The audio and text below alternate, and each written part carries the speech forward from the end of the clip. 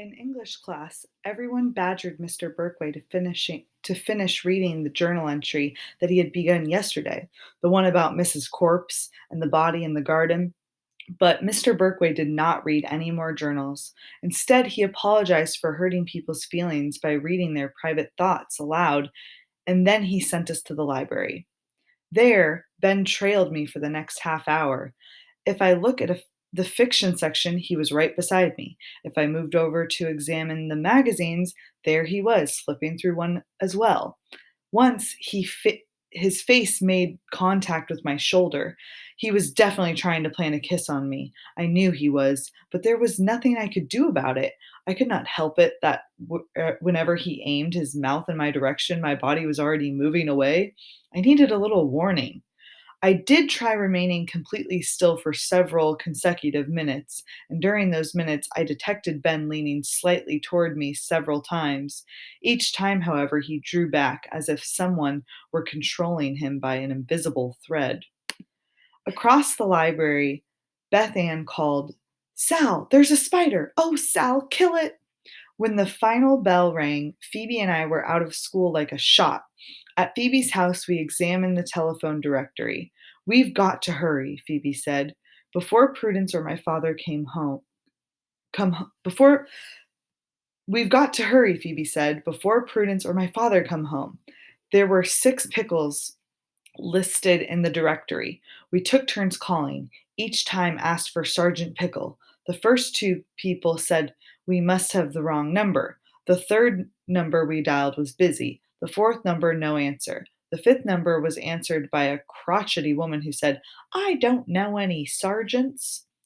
The sixth number was answered by an elderly man who must have been quite lonely because he talked on and on about once knowing a Sergeant Freeman in the war, but that was back in 1944, and he hadn't a clue as to what had become of Sergeant Freeman, and now that he thought about it, he also knew a Sergeant Bones and a Sergeant Dowdy, or maybe it was Dowper.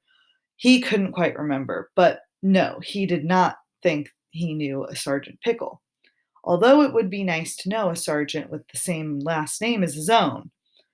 "What are we going to do?" Phoebe wailed. "Prudence will be home any minute, and we still don't know which is the right pickle." "Let's try the busy number and the unanswered one again," I said.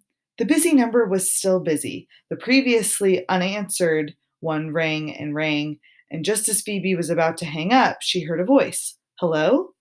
She said, "May I speak with Sergeant Pickle, please?" There was a pause as she listened. "He's still at work." Phoebe was jumping up and down.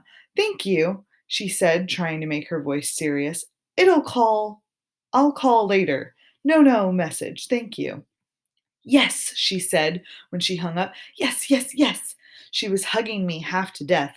"Let's go now," she said. "Quick, before Prudence gets home." She copied the Pickles' address from the phone book and left a note for Prudence and her father, saying that she and I had gone to the library. The Pickles lived 3 miles away from Phoebe's. We took a bus and then walked the last half mile, stopping for directions about 30 times. I thought we would never find it, but at last we did. The Pickles lived in a brick ranch house in a new development. We walked up and down the street. There was a light on in the living room, but no car in the driveway. "What if Sergeant Pickle drives up and sees us? He might arrest us," Phoebe said. "Let's wait over there under those trees." We sat down on the grass in an empty lot several houses away from the Pickles. "Why doesn't someone come out?" Phoebe said. A car came around the corner and turned into the Pickles drive. "Oh, Lord," Phoebe said. Out of the car trundled Sergeant Pickle. He went into the house. We waited another half hour. "Rats," Phoebe said. "I guess we'll have to do phase 2. You'll have to do it tonight." When I got home, my father was pacing around the kitchen. "Where were you? Why didn't you leave a note?" He wanted me to go to Margaret Cadaver's with him for dinner. "I can't," I said. "I have tons of homework and I'll never get it done." And he was disappointed. "I guess I'll stay home then," he said.